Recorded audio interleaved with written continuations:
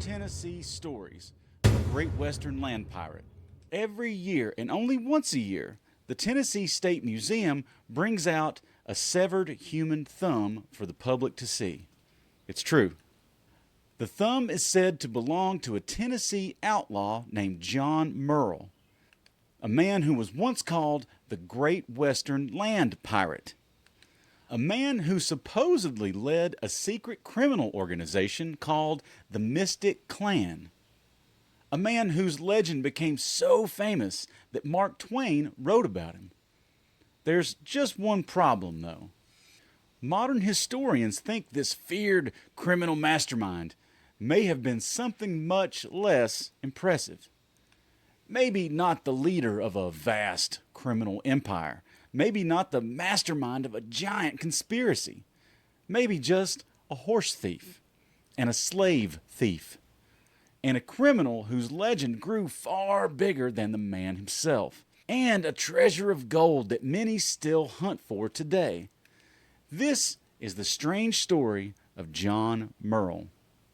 If you love Tennessee or you want to hear more great true Tennessee stories, please like and subscribe to my channel. Follow me on all of my socials, and y'all just come on back. Because if Tennessee is your thing, State and Beale is your thing. Y'all come and join me.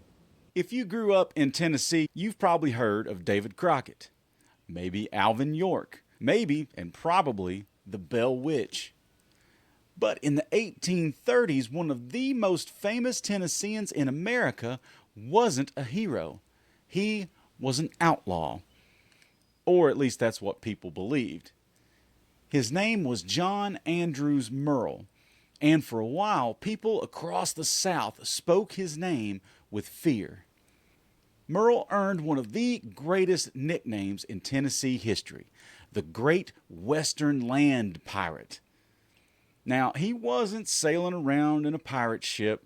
He wasn't hiding treasure on tropical islands. He operated on land, along the rivers, the roads, and the frontier settlements of the American South. The nickname came from the idea that Murrell preyed upon people moving through the frontier the same way that pirates preyed upon ships at sea. It was dramatic, dangerous, the kind of nickname newspapers loved. And newspapers helped make Murrell famous. But unlike many frontier legends, Murrell wasn't entirely fictional. There was a man, a real man, behind the stories. The historical record shows that Murrell was involved in crime, horse theft, fraud, and, most notoriously, the theft and resale of enslaved people. According to accounts from the time, criminals would steal enslaved people, transport them elsewhere, sell them, and sometimes even steal them back and then sell them again. Now, authorities eventually caught up with Murrell. In 1834, he was convicted and sentenced to prison in Nashville. And now that should have been the end of the story. But instead, it was only the beginning. Because around this time, another man entered the picture, Virgil Stewart. Stewart claimed that he had infiltrated Murrell's criminal operation. He said he gained Murrell's trust, learned his secrets, and then helped to bring him down. And then Stewart published a book about it all, and that's where things got interesting. Because Stewart's version of John Murrell wasn't just a criminal. He was a criminal genius, a mastermind, the leader of a secret organization called the Mystic Clan. According to Stewart, this underground network stretched all across the South. Thousands of members, secret codes, counterfeiters, thieves, murderers. An organization so powerful that it supposedly threatened the stability of entire states. The story became a sensation. People couldn't get enough of it. And John Murrell transformed from criminal into legend. Now, today, many historians are skeptical, very skeptical. They point out that much of what people think they know about Murrell comes from Stewart, the guy who wrote that big book about him. And Stewart had a powerful incentive. After all, if you tell people you caught a horse thief, that's one thing. If you tell people you infiltrated a massive criminal conspiracy led by the most dangerous outlaw in America, well, that makes you look pretty important. Some historians now believe Stewart exaggerated Murrell's influence dramatically. Not because Murrell was innocent, he wasn't, but because the truth may have been far less exciting than the legend. Which raises a fascinating possibility. What if one of Tennessee's greatest villains was partly created by the man who claimed to defeat him? By the late 1800s, John Murrell was dead.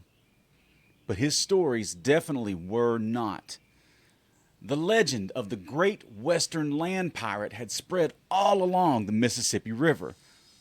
People told stories about his crimes, his hidden wealth, and the fortune that he supposedly buried before he died.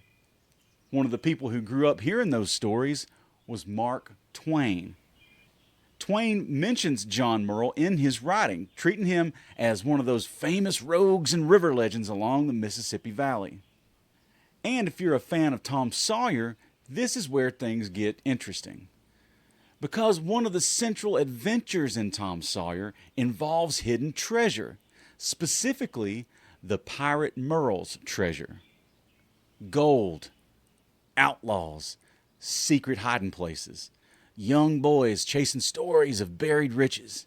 The world Twain wrote about was filled with exactly the kind of stories Murrell inspired. The Mississippi River was alive with tales of outlaws, hidden fortunes, and mysterious criminals whose reputation grew larger with every retelling. And few names loomed larger than John Murrell. Which brings us to perhaps the most enduring part of the legend, Murrell's gold. Like many famous outlaws, Murrell eventually became associated with hidden treasure. According to the stories, he and his associates buried money, gold, silver, and stolen valuables throughout the Mississippi Valley. Some versions place the treasure along the river. Others place it in caves. Others claim members of the so-called Mystic Clan hid portions of it in secret locations known only to a few trusted associates. The details change depending on who's telling the story. But one thing remains remarkably consistent. People have been looking for Murrell's treasure for nearly 2 centuries. And as far as anybody knows, nobody has ever found it. Of course, that raises another question. Was there ever any treasure to find at all? Or is Murrell's gold just one more layer added to an already growing legend? By this point in the story, it's hard to know where history ends and folklore begins.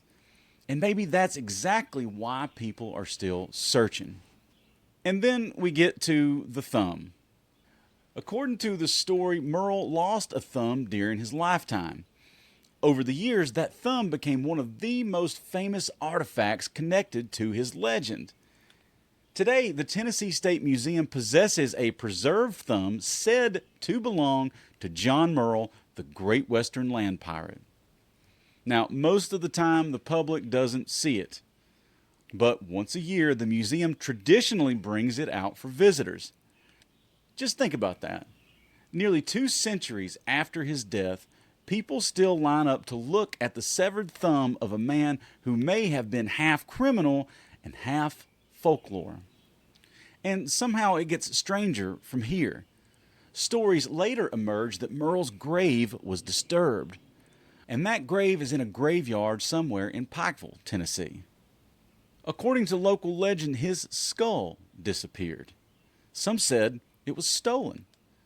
Others said collectors took it, and it traveled in a jar with a circus and could be viewed for 10 cents a go.